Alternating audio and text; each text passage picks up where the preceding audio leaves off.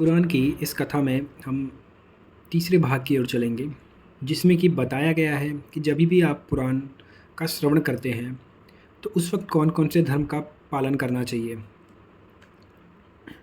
इसमें कहा जाता है कि जो लोग श्रद्धा से और भक्ति से संपन्न, अन्य कार्यों की लालसा से रहित, मौन, पवित्र और शांतिचित्त से पुराण कथा का श्रवण करते हैं, वे ही पुण्य के भागी होते हैं। जो अधम मनुष्य भक्ति रहित होकर पुण्य कथा को सुनते हैं, उन्हें पुण्य फल तो मिलता नहीं, उल्टे प्रत्येक जन्म में दुख भोगना पड़ता है। जो लोग तांबुल, पुष्प, चंदन आदि पूजन सामग्रियों द्वारा पुराण की भली भांति पूजा करके भक्ति रूप कथा सुनते हैं, वे निसंदेह दरिद्रता रहित अर्थात धनवान होते हैं। जो मनुष्य कथा होते समय अन्य कार्यों के लिए वहां से उठकर अन्यत्र चले जाते हैं, उनकी पत्नी और संपत्ति नष्ट हो जाती है। जो पापी अधम मानुष मस्तक पर पगड़ी बांध या टोपी लगाकर पवित्र कथा सुनते हैं, वे बगुला होकर उत्पन्न होते हैं।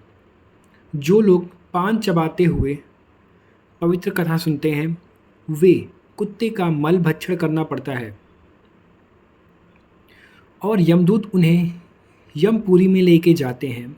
जो ढोंगी मनुष्य व्यासना से ऊंचे आसन पर बैठकर कथा सुनते हैं, वे अक्षय नरकों का भोग करके कौवा होते हैं। जो लोग श्रेष्ठ आसन अथवा मध्यम आसन पर बैठकर उत्तम कथा का श्रवण करते हैं, वे अर्जुन नामक वृक्ष होते हैं। जो मनुष्य पुराण की पुस्तक और व्यास को बिना प्रणाम किए ही कथा सुनता है, वे विषभक्षी होते हैं। तथा जो लोग सोते हुए कथा सुनते हैं, वे अजगर सांप होते हैं।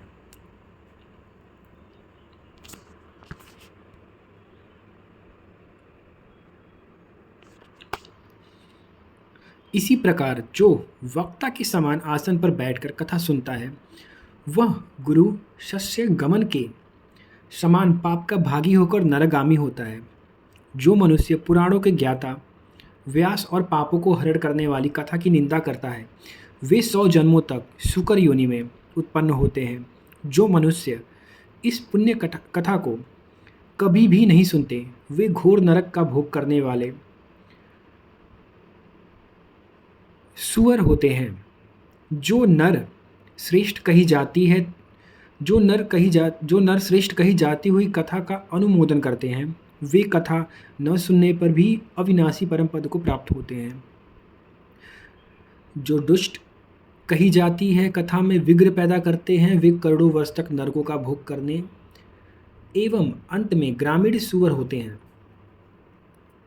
जो लोग साधारण मनुष्यों को पुराण संबंधी पुण्य कथा सुनाते हैं, वे 100 करोड़ कल्पों से भी अधिक समय तक ब्रह्मलोक में निवास करते हैं।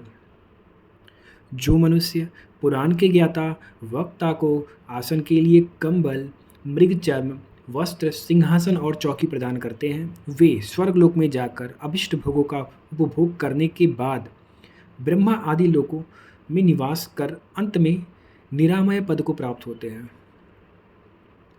इसी तरह जो लोग पुराण की पुस्तक के लिए उत्तम श्रेष्ठ आसन प्रदान करते हैं, वे प्रत्येक जन्म के भोगों का उपभोग करने वाले एवं ज्ञानी होते हैं। जो महापात को से युक्त अथवा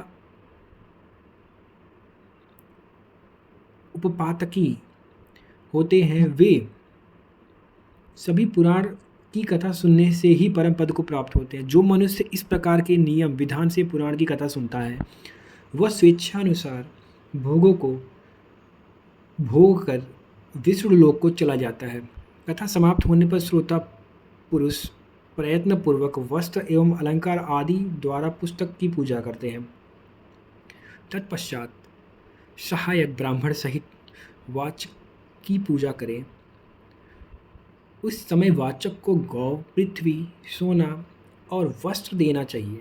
तदुपरांत ब्राह्मण को मलाई, लड्डू, खीर का भोजन कराना चाहिए। तदंतर परमात्मा व्यास से प्रार्थना करें, आप व्यास रूपी भगवान बुद्धि में बृहस्पति के समान पुण्यवान, शील संपन्न, सत्यवादी और जितेंद्रिय हैं। आपकी कृपा से मैंने इस संपूर्ण धर्मों को सुना है। इस प्रकार प्रार्थना कर दान, मान और सेवा से उनके मन को प्रसन्न करने का प्रयत्न करना चाहिए। जो मनुष्य इस प्रकार आदरपूर्वक यह कार्य करता है वह सदा यशस्वी होता है। जो जितेंद्रिय मनुष्य देवर्षि नारद द्वारा कहे गए इन धर्मों का पालन करता है वह पुराण श्रवण का संपूर्ण फल पाता है। ओम शांति शांति शांति।